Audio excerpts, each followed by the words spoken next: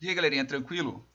Esse daqui é só um complemento da aula que eu fiz anterior, né? Que foi sobre a dúvida do Rosivaldo. Teve coisas que ele perguntou que acabaram me gerando, inclusive, até umas dúvidas. Eu acabei raciocinando errado. Mas vou falar aqui porque eu acho pertinente, inclusive pelos erros que eu tive. Uma das coisas que ele falou é que este pedaço aqui. Ok, então, Rosivaldo, não interprete isso falando assim, nossa, que burro, não, porque dúvidas geram respostas e foi tipo graças à sua dúvida eu acabei aprendendo coisa também. Mas teve coisa que eu falei, inclusive pro próprio Rosivaldo respondendo no Facebook, que eu acabei me confundindo. O que acontece? Ele falou que esse pedaço aqui, perguntou na verdade, né, nem que ele falou. Ele poderia usar putz, desculpa. Ele poderia usar o modus ponens, né? Modus ponens. O modus ponens, né, vou reescrever aqui, modus ponens. Ele interpreta da seguinte forma. Deixa eu só voltar aqui com as anotações. O modus ponens, se porventura você ver em qualquer lugar, vai estar assim, ó. P implica em que P então equivale, né, se alguém souber muito de lógica, eu estiver usando esse sinal aqui, que inclusive eu estou até estudando ele, de equivalência, né? Então pode ser que esteja errado. Mas vou usar esse sinal aqui mesmo dessa equivalência. É igual a que? Por quê? Quer dizer, por que não, né? Lá em cima não dá para usar. Agora sim, por quê? Porque quando a gente tem, sei lá, A implica em B, que implica em C, não dá para a gente fazer esse tipo de separação. Porque premissas, quando nós estamos separando premissas de uma frase, nós as separamos através de conjunções. Existem casos que uma disjunção dá para a gente separar os argumentos, né? Dá para separar as premissas, mas eu vou levar aqui que na maioria dos casos a gente usa com essa premissa aqui, a gente junta com o e. Então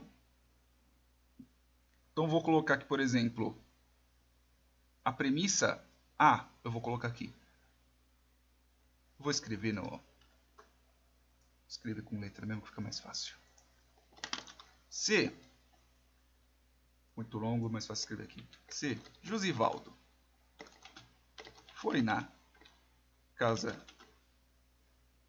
do João, então ele, ou nem precisa do então, né? Ele roubou pão. Ou então, né? Melhor colocar. Então, ele roubou pão. Se eu colocar aqui que Josivaldo foi na casa do João,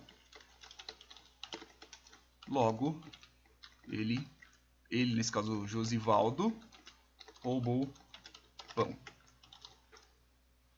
Veja essa estrutura. Eu tenho aqui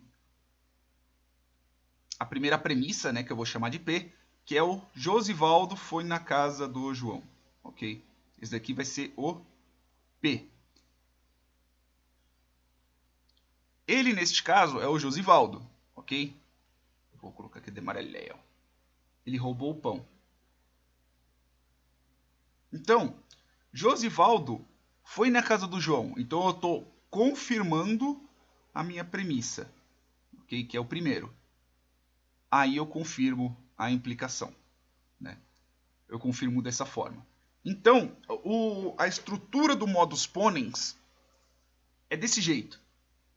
Por que eu não consigo usar o modus ponens lá em cima? Porque, como eu disse, graças ao fato de eu ter uma segunda implicação eu não consigo transformar ela em uma outra premissa, né? Ele simplesmente a partir daqui ele é uma conclusão. Já aqui em cima, né, na estrutura que eu tenho aqui, eu tenho a premissa, ok?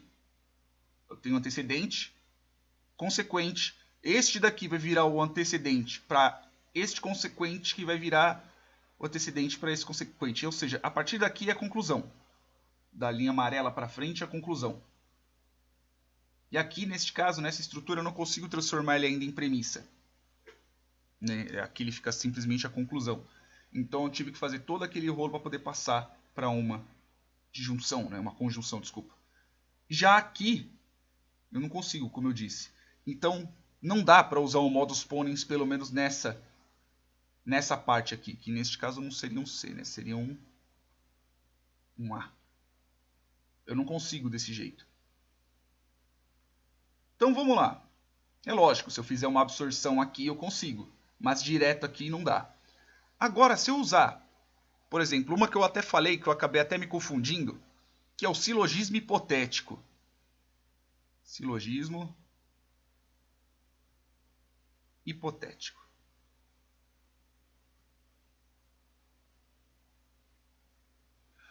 No silogismo hipotético, eu errei, é hipotético. Pronto, errei. Desculpa, perdoa. Perdão. Me desculpa, tava nervoso. O que acontece no silogismo hipotético? No silogismo hipotético é isso daqui, ó. A implica em B.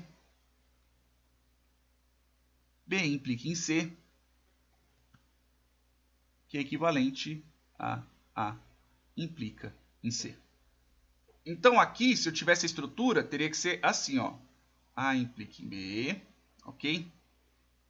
E B implica em C, que aí sim eu teria o A implica em C. Isso daqui, é lógico que estamos usando lógica de predicados nesse caso. Só que eu posso fazer o quê? Que nem aquela velha frase que todo livro de lógica, ou pelo menos a grande maioria, tem. Né? Que todo homem é mortal. Sócrates é homem, logo é mortal. Isso daqui.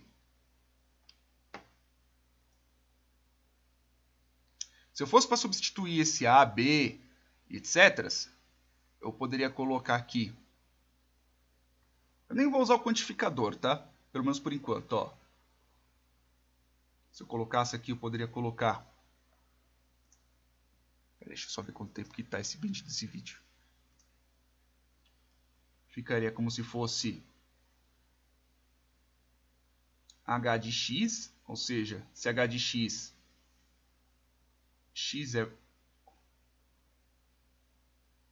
é homem,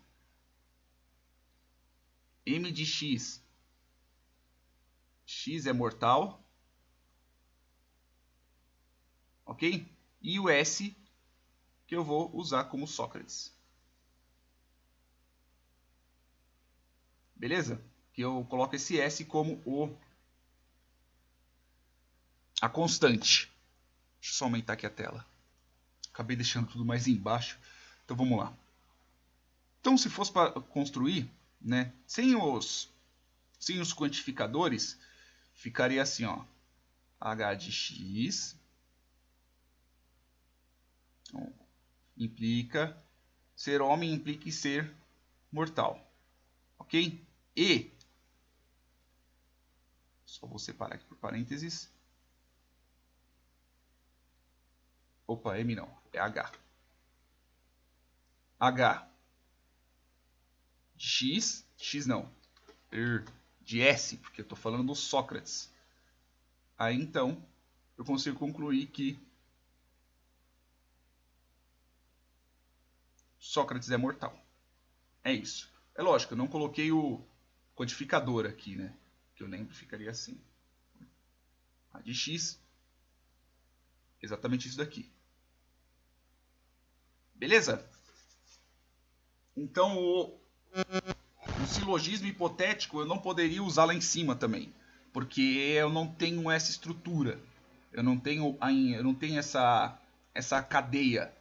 E fora que eu também não tenho uma conjunção aqui no meio. Então não dava para fazer esse tipo de estrutura. E eu acho que é isso. Foram essas minhas dúvidas, né? Que inclusive eu acabei falando errado. Pro próprio Rosivaldo. E achei essas dúvidas interessantes em passar em um outro vídeo, né? Desculpa por ter ficado 10 minutos do vídeo do vídeo, só que eu precisava passar todos esses dados. Eu achei interessante passá-los. Beleza? Espero que tenham gostado, espero que tenham entendido a minha dúvida, né? A dúvida que eu tive para poder resolver. E é isso aí, pessoal. Até mais. Se gostou, curte o vídeo, compartilha nas redes sociais, se inscreva no canal.